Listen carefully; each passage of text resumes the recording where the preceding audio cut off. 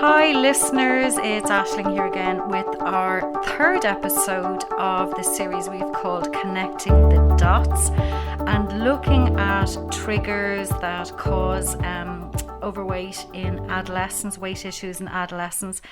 And today we're particularly going to touch on, and I want to talk about relationship with parents. So when our adolescents come into the clinic and they answer a mental weight report, which you've heard me talk about time and time again, this is what our program is based on: changing habits, behaviours and attitudes, and looking at triggers. One thing that comes up for adolescents that we look at is the relationship with their parents. And I am absolutely delighted to be joined by Stewie again, and so grateful, Stewie, to you, because I know you're so busy, and I really am grateful for you giving up your time. So thank you for coming in. Thanks so much. Delighted to be here.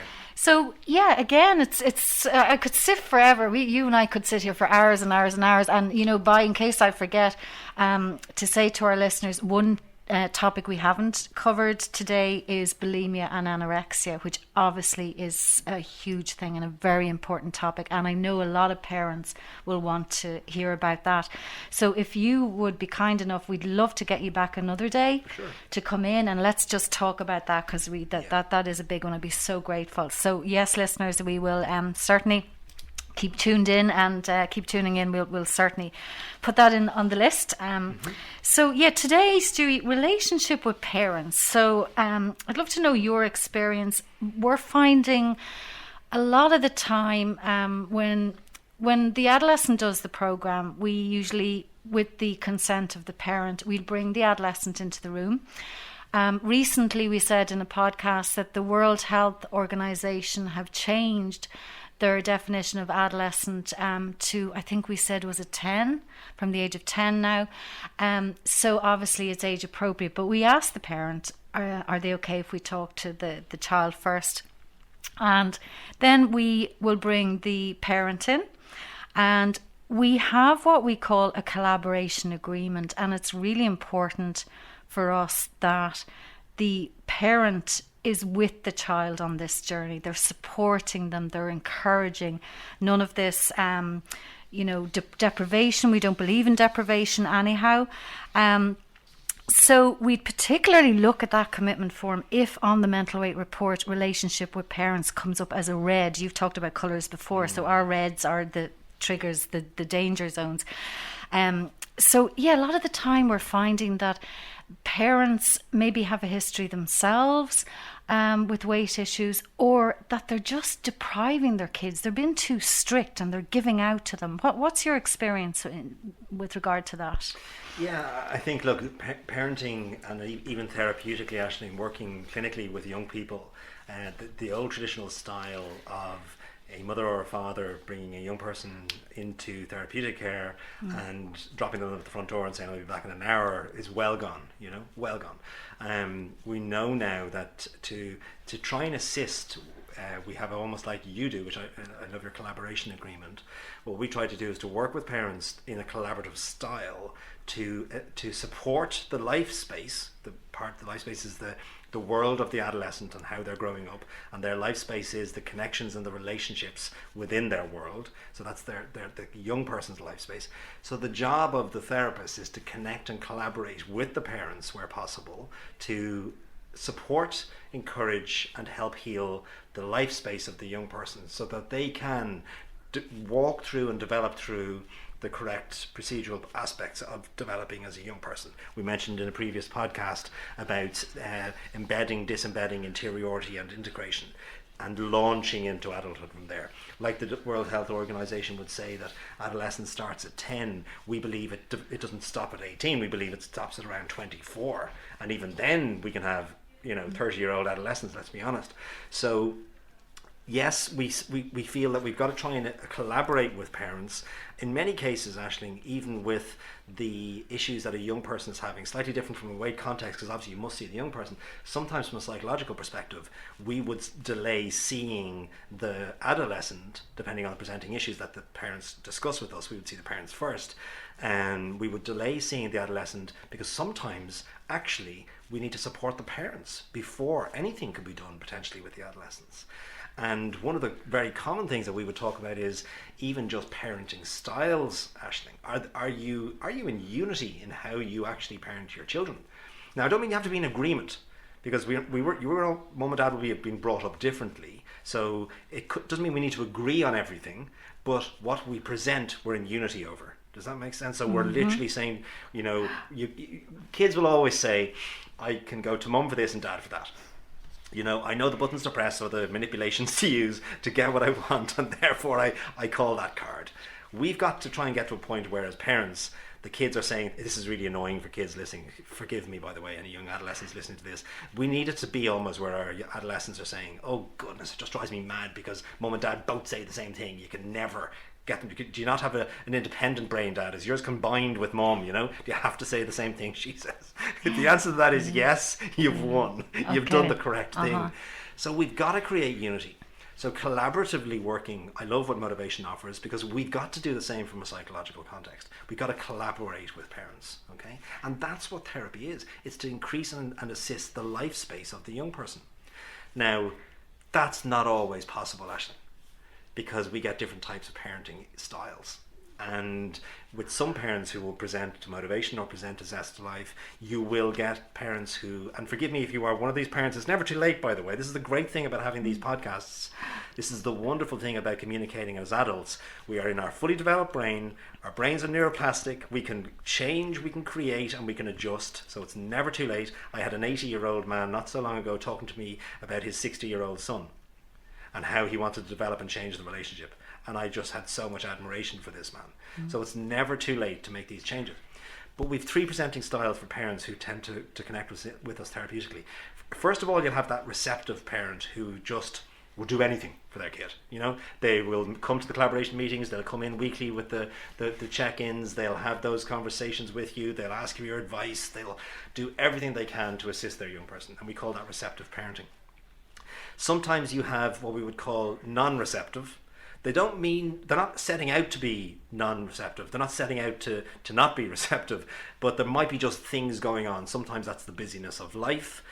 Sometimes that might be pandemic, as we've experienced. Sometimes that might be job related. It could be illness. It could be a whole series of different types of things that mean they can't quite be as present as they would like to be. But I don't believe they're setting out to be hostile. Does that make sense? They're just going through their own issues as parents, and perhaps they're sort of non-receptive, but maybe with a little bit of assistance and care and support and therapeutically scaffolding the parents, they'll move into that more receptive space where they can then do the work. That's why very often we don't see the adolescents straight away. We might see them a little bit later.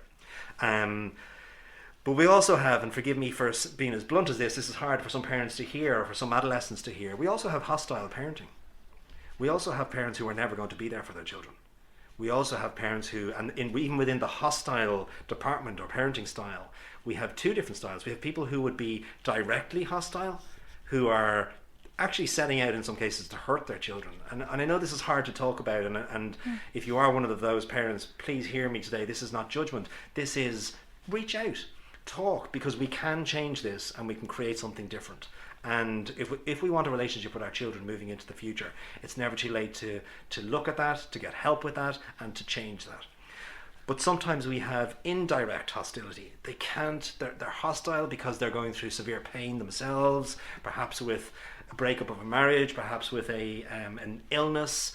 They may be living through cancer, they may be living through MS. There could be a reason for indirect hostility. So they're being hostile, but they don't mean to be. It's kind of as a result of other things. Or kids could be living in an alcoholic family where mom or dad is overdrinking. Again, it might be through indirect hostility that the parenting style doesn't match. So there's no judgment in any aspects of that. It's simply, it is. And that's what we understand, and that's what we land in. For us to understand that, then, as parents, we can try and get the guidance, get the help and the assisting to move us into being receptive to work with our kids in a collaborative manner. Is that okay? And our jobs as therapists, and your jobs with motivation, is to connect with parents to try and bring them to that space where we say your child's healing, your child's wellness will be sometimes quicker, less limited, if we have you on board in a collaborative manner. Can you show up for them? And I say that word, and I actually feel emotion when I say it, because actually showing up for your kid, is a really significant thing. And we talked in a previous podcast about making a bid for your kid. Showing up for them is saying, even if we don't have the greatest relationship in the world, I'm going to be there for you. Or maybe I didn't have the greatest relationship with my mother or my father, so I don't know how to do it, but I'm willing to appear or to be there. That's a huge gesture. And sometimes that's enough, and it's all that it takes. So isn't parenting a huge topic? Yeah. And once we understand it a little, we can then, without judgment, make steps towards creating change. And that's where it comes back to a previous podcast. We talked about love and connection and how important it is to create that. Because I do believe that love, choosing love, it's an intentional choice, is very healing, when we don't need to know how to make it happen, but we do need to know why we want it to happen. And if we can do that, it's worth the journey. But don't be on your own with it as a parent. Seek help.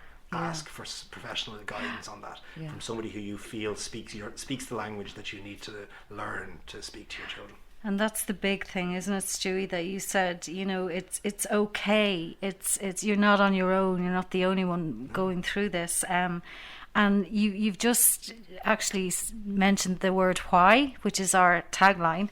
It's our motto. Why? Why are you overeating? Why are you unhappy? And if you can get to the root cause, which is why we're lucky we have this mental weight report. But the 3 A's even, and I know, thank you again for this series of podcasts and for coming in, because the 3 A's, and you know this too, first it's being aware. There's nothing more frustrating than being aware. So, hopefully listeners, you've something in this chat has jumped out at you. As you said, Stewie, it's okay, it's normal, reach out. And the other thing I just want to touch on also before we finish up is therapy, the word therapy. And I know when we started off in motivation over 20 years ago, people would have said to us, oh, that's real American, looking at why and going in and counselling, is nobody would touch it. Whereas, it's a brilliant thing. I think everybody should go for therapy. We all need therapy. So, and watch the guilt and perfectionism in us all. Of course, in my generation, I was brought up, don't tell the neighbours. What would the neighbours think? That was the mentality then. Whereas now, I think, thankfully, we're in a generation where we're told to talk. It's all about mental health and communication. So, I will say to listeners, obviously, we have the advantage that we can identify these things straight away from the first visit, and then we improve on it monthly with the use of our tools. For any of you listening, if you feel you need to explore further, be it your family relationship or if you have adolescents, I can only but highly recommend Stewie and his centre. And just to mention, it's Zest Life. Your website, Stewie, is Zest Life. ZESTLIFE, zestlife.ie. .ie. And I forgot to mention in one of our previous podcasts that for body image and self-esteem, I did go onto your website, and there is a questionnaire, isn't it, that you can do for there's some body image? There's some resources there that we would put up for parents and for young people directly, so that you can click into a section where it's actually a little course. You can do it in 10 or 20 minutes or so. But, lovely. I'm halfway through. It, but I will come back to it. But it was lovely. It's short and sweet, and it's perfect. So listen, Stewie, again, I cannot thank you enough. I'm going to hold you to coming back in to talk about bulimia and anorexia. I'm sure there's loads of other stuff we can talk about. I really do appreciate you giving up your time. Guys, again, if you do feel you need that support and extra help, it's zestlife.ie. And Stuart and your team, you do a fabulous job, and love to Maggie. And there's another story behind you guys, and I didn't get time to read it in the bio, but I really appreciate it. Thank you.